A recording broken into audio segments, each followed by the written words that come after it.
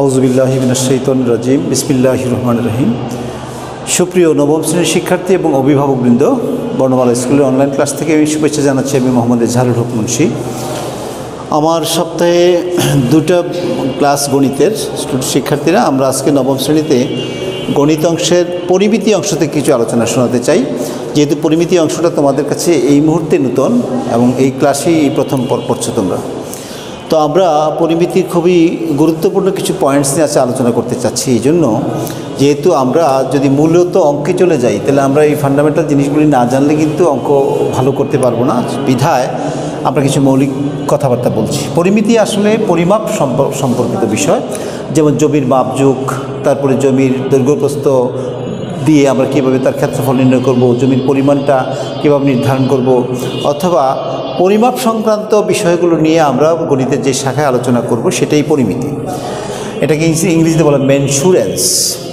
তো এর মধ্যে বিশেষ করে জ্যামিতিক বিষয়গুলি বেশি প্রয়োজন হয়। যেমন ধরো, এই ধরনের একটি জায়গা তোমার আছে ঢাকাতে, ধরো এই ধরনের জায়গা তুমি কিনতে গেলা, ত্রিভুজ আকৃতির একটা জায়গাটা হয়ে গেল, এবং এই ধরনের একটা জায়গার পরিমাপ তোমাকে কীভাবে হিসাব করতে হবে, এই জায়গাটা কতটুকু পরিমাপ, কতটুকু জায়গা এখানে আছে, এটা পরিমাপ যদি তুমি করতে চাও, কোন মাপে তুমি এটাকে যাবা। ধরো এটার ভূমিটা তুমি মাপতে পারছো, সেটা হচ্ছে কথার কথা, সেটা হচ্ছে 10 সেন্টিমিটার, কথার কথা বা 10 মিটার। আর এখান থেকে যদি আমি লম্বালম্বি বা এটা লম্ব আঁকি তার ভূমির উপরে, এটা ধরো জানা আছে আমার, ধরো 15 মিটার, তার 10 মিটার আর 15 মিটার আমার ভূমিটা জানা আছে, 10 মিটার উচ্চতা জানা আছে 15 মিটার। আমরা কিন্তু সহজেই তার ভেতরের পরিমাণটা বের করতে পারি, কারণ আমরা ক্লাস 4 বা 5-এও কিন্তু এগুলো পড়েছি। হাফ ইন্টু তার ভূমি, তার ভূমি হচ্ছে বিসি আর উচ্চতা হচ্ছে তোমার, ধরো এটা যদি উচ্চতাকে আমি এডি দিয়ে প্রকাশ করি, বিসি ইন্টু এডি, শুধু মানটা বসিয়ে দিলে হয়ে যাবে। দ্যাট ইজ হাফ ইন্টু বিসির মান যদি 10 মিটার বসাও আর এডির মান যদি তুমি 15 মিটার বসিয়ে দাও, তাহলে তার পরিমাণটা কতটুকু ভিতরে আছে এটা বেরিয়ে যাবে। 5 দুগুণে 10, 5 15 75 এবং বর্গ মিটার, মিটার স্কোয়ার। এই মিটারে গুণ করলে বর্গ মিটার হয়। স্টুডেন্ট, তাইলে একটা ত্রিভুজাকৃতি কোনো জায়গার মূলত তার ভূমি এবং উচ্চতা জানা থাকলে এইভাবে তার ক্ষেত্রফল বের করতে পারে। কিন্তু বিষয়টা যদি এমন না হইয়া এমন হয় যে এই ত্রিভুজটা এইরকম একটা জায়গা, তার 3টা সাইড সমান, অর্থাৎ এবিসি নামক ত্রিভুজের এই 3টি বাহু সমান, এটা যদি এ হয়, এটা যদি এ হয়, এটাও যদি এ হয়, এরকম একটা জায়গারও কিন্তু ভেতরের পরিমাণটা হিসাব করতে গিয়া তখন কিন্তু তুমি এই সূত্রের আশ্রয় নিতে পারো না। এই জন্য যেহেতু ভূমি জানা আছে কিন্তু উচ্চতা বলা নাই, আছে কিন্তু 3টা বাহু বলা আছে, তখন কিন্তু তার ক্ষেত্রফলটা ভিন্ন একটা সূত্র দিয়ে বের করতে হবে। শিক্ষার্থীরা, এই ক্ষেত্রফল নির্ণয়ের সূত্রটা হচ্ছে √3/4 স্কোয়ার অথবা √3² 4। এটাও কোনো সমস্যা নেই। এটা যে এটা লেখা যেমন রাইট, এটা লিখলেও কিন্তু রাইট হবে, কারণ স্কোয়ারটা উপরেই বোঝায়, 4টা নিচে বোঝায়। স্টুডেন্ট, √3 বলতে এটা সংখ্যা, এটা কিন্তু একটা ধ্রুবক, 4 এটা ধ্রুবক, এটা কিন্তু এখান থেকে বেরিয়ে আসছে, কিন্তু আমরা এই প্রমাণটা এখন বলতে যাচ্ছি না, শুধু স্মরণ করে দিচ্ছি সূত্রটা কোনটা তুমি অ্যাপ্লাই করবে এই ধরনের ক্ষেত্রে। ধরো এই মানটা 4 দেওয়া আছে, কথা 4 মিটার দেওয়া আছে, এখন তোমাকে বলা হলো এই সমবাহু ত্রিভুজের ক্ষেত্রফল কত, শুধু এখানে মান বসিয়ে দিবে, ক্ষেত্রফল বেরিয়ে যাবে। তাহলে আমরা কিন্তু সমবাহু ত্রিভুজের ক্ষেত্রফল নির্ণয়ের সূত্র জানলাম। আমি কিন্তু সবগুলো লিখতে যাচ্ছি না, তোমাকে শুধু সংক্ষেপে ইঙ্গিত দিয়ে যাচ্ছি সমবাহু ত্রিভুজ এটা এবং তার ক্ষেত্রফল নির্ণয়ের সূত্র কিন্তু এটা। একই নিয়মে আমি যদি সমবাহু ত্রিভুজ বাদ দিয়ে এবার কী রকম ত্রিভুজে যাই, তার অসমদ্বিবাহু ত্রিভুজে যখন যাব, তখন নাম যদি PQR দেওয়া হয়, এই বাহুটা আর এই বাহুটা যদি সমান দেখানো হয় এবং এই বাহুটাকে যদি এ দিয়ে প্রকাশ করা হয়, এটাও যদি এ দিয়ে প্রকাশ করা হয়, ভূমিটাকে যদি বি দিয়ে প্রকাশ করা হয়, তাহলে এটার নাম হচ্ছে সমদ্বিবাহু ত্রিভুজ। যে ত্রিভুজের 2টি বাহু সমান, অন্য বাহুটি সমান নয়, এটাকে সমদ্বিবাহু ত্রিভুজ বলা হয়। এই ধরনের ত্রিভুজের বেলায়ও তার ক্ষেত্রফল নির্ণয়ের সূত্র আলাদা করে আছে।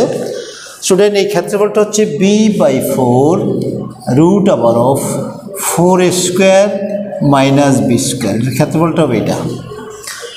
বি বলতে বোঝাচ্ছে ভূমিটার কথা, অর্থাৎ ভূমির মান যদি দেওয়া থাকতো, কথার কথা যদি দেওয়া থাকতো ধরো 8, আর উচ্চতার এই যেমন দুই দিকে যে সমান সমান বাহুটা যদি দেওয়া থাকতো ধরো 10, তাহলে অবশ্যই এখানে মান বসালেই আমরা এটা টোটাল ভিতরে কতটুকু জায়গা আছে সবটা বেরিয়ে যেত।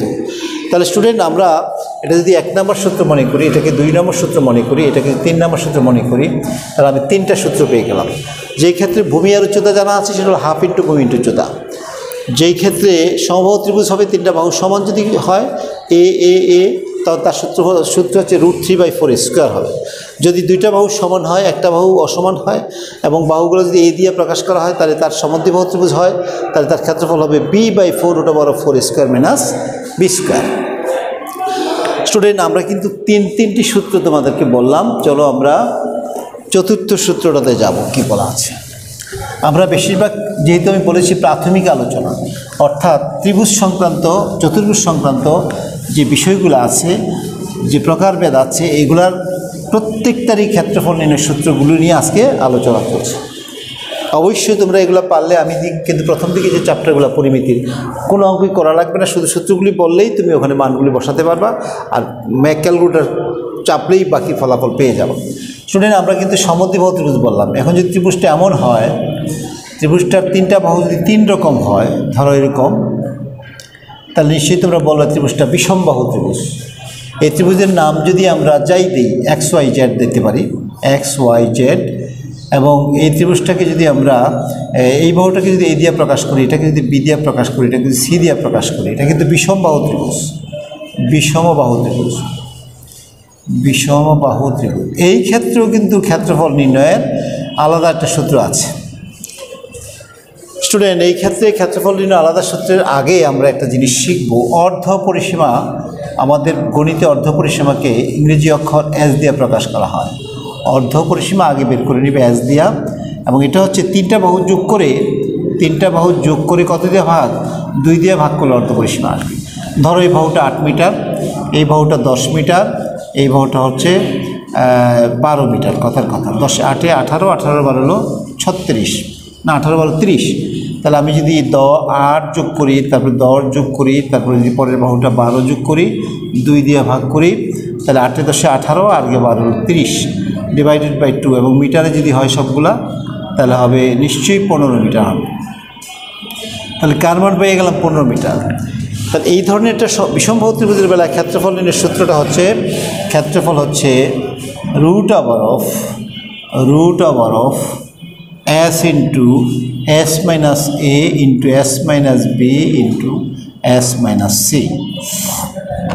শিক্ষার্থীরা, তোমরা দেখো এখানে যদি আমি শুধু সরাসরি মানগুলো ইউজ করি, এসের জায়গায় শুধু লিখব 15 মিটার, এই যে 15 মিটার, S আবার 15 বিয়োগ A মানে হচ্ছে 8, S আবার 15 B হচ্ছে 10, S আবার 15 C হচ্ছে 12।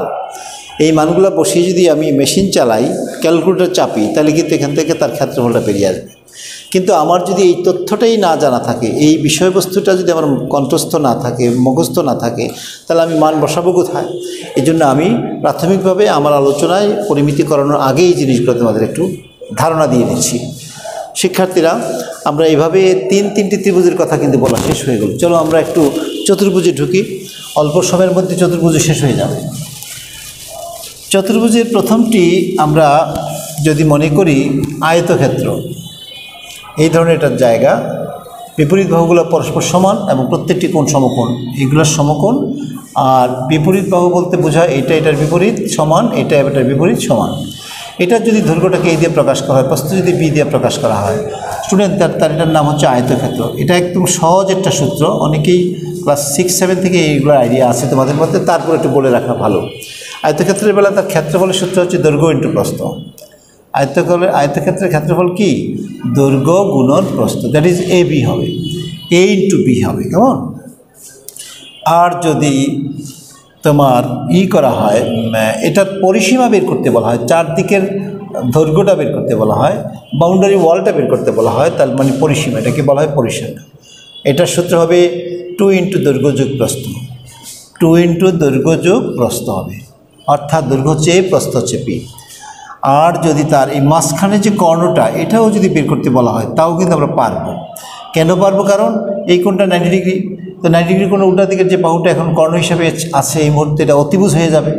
তো অতিভুজ যদি হয়, তাহলে আমরা যদি এটা নামকরণ করতাম ABCD, কথার কথা, তাহলে এখন দেখো এটা কিন্তু অতিভুজ, এটা কিন্তু লম্ব, এটা কিন্তু ভূমি হয়ে যায় সমকোণী ত্রিভুজের বেলায়। পিথাগোরাস কিন্তু এই ব্যাপারে একটা সুন্দর বক্তব্য দিয়েছেন। সেই বক্তব্যটা হচ্ছে যে অতিভুজের স্কোয়ারটা কার স্কোয়ারের সমান? লম্বের স্কোয়ার ভূমির স্কোয়ারের সমান। এটা কিন্তু পিথাগোরাস উপপাদ্য হিসেবে পরিচিত। এই অতিভুজের স্কোয়ারটা কার সমান? লম্বের স্কোয়ার এবং ভূমির স্কোয়ারের সমান। অর্থাৎ কোনো সমকোণী ত্রিভুজের অতিভুজের উপর অঙ্কিত বর্গক্ষেত্র তার অপর দুই বাহুর অঙ্কিত দুই বাহুর উপর অঙ্কিত বর্গক্ষেত্রের ক্ষেত্রফলের সমষ্টির সমান। তাহলে আমি যদি শুধু বিডি বলতাম, শুধু কর্ণের কথা বলতাম, তার নিশ্চয়ই এটার মধ্যে কী আসতো? এডি স্কোয়ার আসতো প্লাস এবি স্কোয়ার আসতো।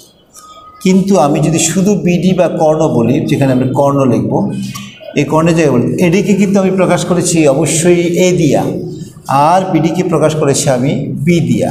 তাহলে এখানে লিখব বি স্কোয়ার। তাহলে একটা সূত্র পেয়ে গেলাম, কোনো আয়তাকার জায়গার বেলায় তার কর্ণের সূত্র হচ্ছে √ওভার of square plus B square, যখন এ দৈর্ঘ্য বি যখন প্রস্থ। স্টুডেন্ট, তাহলে আয়তক্ষেত্র সম্পর্কে যে সূত্রগুলি দুইটা বা তিনটার দরকার ছিল সেটা আমরা বললাম। চলো আমরা একটু সামনে যাই, এটা বর্গের কথা বলি। বর্গ জাস্ট 4টি বাহু সমান, প্রতিটি কোণ সমকোণ। এই কোণগুলো 90 ডিগ্রি, এই কোণ 90 ডিগ্রি, এই কোণ 90 ডিগ্রি, এই কোণ 90 ডিগ্রি। এখন এটা যদি যুক্ত করা হয় এটাও কিন্তু কর্ণই হয়ে যাবে। তাহলে এটার বাহু যদি এ হয় তাহলে এই বাহুটাও কিন্তু এ হবে। অর্থাৎ যে চতুর্ভুজের 4টি বাহু সমান, প্রত্যেকটি কোণ সমকোণ, তাকে কিন্তু বর্গ বলা হয়। তো তার ক্ষেত্রফল নির্ণয়ের সূত্র তো আগের মতো দৈর্ঘ্য গুণন প্রস্থ। তার মানে দৈর্ঘ্য হচ্ছে এ, প্রস্থ কিন্তু এ, তার মানে হচ্ছে এ স্কোয়ার হয়ে গেল। তবে বর্গ একক হবে, দুইটা জিনিস গুণ করলে কিন্তু বর্গ হয়। যেমন এ মিটার যদি হয় এবং এটাও যদি এ মিটার হয় তাহলে এ বর্গ মিটার হবে, তাহলে এখানেও বর্গ একক হবে। হ্যাঁ শুনেন, তাইলে বোঝা গেল কোনো বর্গাকার জায়গার বেলায় তার ক্ষেত্রফলের সূত্র হচ্ছে বাহুর স্কোয়ার। বাহুকে বর্গ করলেই তার কী বেরিয়ে যাবে? তার ক্ষেত্রফল বেরিয়ে যাবে। এবং তার পরিসীমার কথা যদি বলা হয় তাহলে এখানে কিন্তু এটা যত, এটা তত, এটা তত, এটা তত, সবগুলোই তত, মানে তার মানে 4a। পরিসীমা হচ্ছে কত? 4a। 4টা এ যোগ করলে যা হবে পরিসীমাও তাই হবে। আর কর্ণের বেলায় দেখো, একটু আগের মতো যদি আমরা চিহ্নিত করি PQRS দিয়া, তাহলে আমরা যদি আগের মতো বলি QS স্কোয়ার, তার মানে এটা 90 ডিগ্রি হওয়ার কারণে এটা কিন্তু বর্গ, এটা কিন্তু অতিভুজ। অতিভুজের স্কোয়ারটা আগের মতো PS স্কোয়ার এবং কার স্কোয়ার সমান? PQ স্কোয়ারের সমান হবে। অতএব QS যদি বলা হয় তাহলে PS এর মানটা আমরা এ ধরেছিলাম এ স্কোয়ার লিখি, এটার মানটাকে এ ধরেছিলাম এ স্কোয়ার লিখি।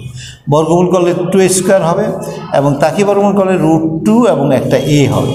তাহলে আমরা জানলাম কোনো বর্গাকার জায়গার বেলায় তার কর্ণের সূত্র যদি জানতে চাওয়া হয় √2a, যখন এটা একটা বাহুর দৈর্ঘ্য হয়। স্টুডেন্ট, তাহলে আমরা বর্গের কথাও জানলাম। চলো আমরা শেষ দিকে আছি, এবার আমরা একটা রম্বসের কথা বলি। রম্বস, এইরকম রম্বস হচ্ছে 4টি বাহু সমান, কিন্তু প্রত্যেকটি কোণের কোনোটাই 90 ডিগ্রি না। 90 ডিগ্রি আমাকে কেউ বড় কেউ ছোট। সেই ক্ষেত্রে যদি আমি তার ক্ষেত্রফল বের করতে চাই তাহলে ক্ষেত্রফলের সূত্র হবে কি জানো? রম্বসের ক্ষেত্রফলের সূত্র হচ্ছে একেবারেই একটা সহজ, এটা ½ ইন্টু কর্ণদ্বয়ের গুণফল। ধরো নামকরণ করলাম ABCD, তাহলে কর্ণ দুইটা যথাক্রমে কি? একটার নাম AC আর একটার নাম হচ্ছে BD। তাহলে বোঝা গেল দুইটা কর্ণের মান যদি জানা থাকে, এই মান দুইটা গুণ করে তাকে ক দিয়ে ভাগ করব? 2 দিয়ে ভাগ করব, তাহলে কিন্তু রম্বসের ক্ষেত্রফল বেরিয়ে যাবে। স্টুডেন্ট, রম্বস পর্যন্ত আমাদের চতুর্ভুজের 4টা প্রকার চলে গেল। এবার আসো রম্বসের পরে আসি আমরা সামান্তরিকের মধ্যে।